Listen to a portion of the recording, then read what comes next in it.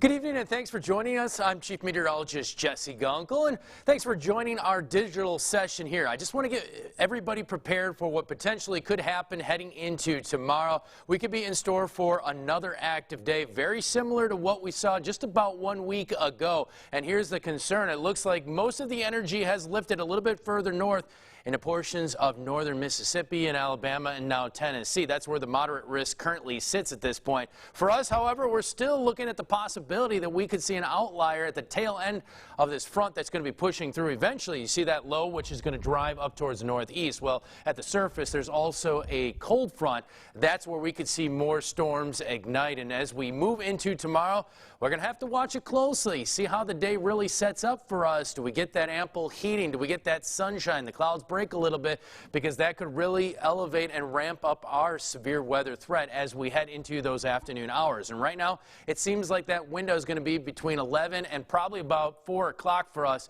and then that line should quickly race towards the northeast. But luckily for us, again, with the latest model runs, it seems like more of the action is shifting a little bit further north. And as you see here, we've got that slight risk for severe weather across the area. That's the entire viewing area. As you see here, that is a 2 out of 5 on the scale. Yesterday, we were sitting at a 3. So again, they've dropped it a little bit, but not by much. Again, the concern is for us, isolated thunderstorms, a couple supercells that could develop and then track through the area mainly up towards the northeast. And I think that supercell threat is going to be mainly north of the I-10, I-12 corridor and most likely southern Mississippi, just like the last round, where we could see an isolated tornado or two kind of pop out of the clouds. You see here, big picture, that yes, there is that possibility for the entire viewing area. The other concern out there, heavy rainfall. We've had a lot over the last couple days. We remain very saturated out there. We still got ponding water. Any rain at this point is now going to be an issue over the next couple days. The concern is that, yes, we will quickly jump to flash flooding across much of the area and see more flooded roadways.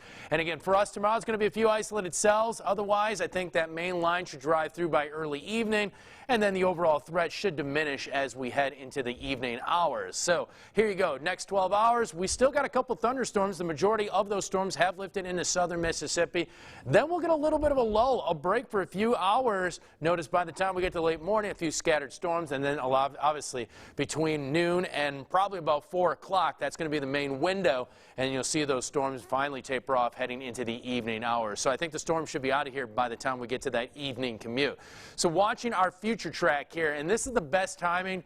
This is our high resolution model. And notice here, kind of the tail end kind of trails off. Let's just hope for this scenario, because it looks like we're going to be socked in with clouds for much of the day tomorrow, and I think that's a good thing at this point. However, again, a little bit breezy. Wind advisory actually in place throughout the entire day tomorrow. But notice those stronger thunderstorms, once again moving through Point Capee over towards West Feliciana, and then moving into southern Mississippi, right around the Woodville area.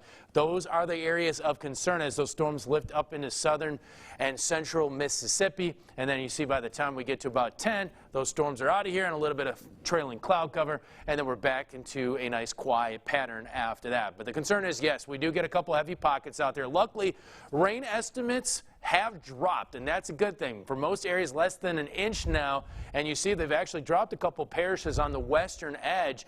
For us, as you see here, we still have a couple parishes in that flash flood watch, at least until tomorrow evening. It should be dropped by the time we get to Friday, because that's when we get back to sunshine and dry weather. And you can see here just the overall latest estimates were down to about an inch or less. But there is that potential threat, obviously, for higher amounts the further northeast you travel. And lucky, I would say, lucky for us, where we had that heavy rainfall just a day and a half ago, most of that was near the coast. Well, the rain that we're going to see tomorrow is going to mainly clip the northern portion of the viewing area, currently where we're seeing some rainfall this evening. So big picture is stay aware, stay smart, have multiple ways to receive warnings.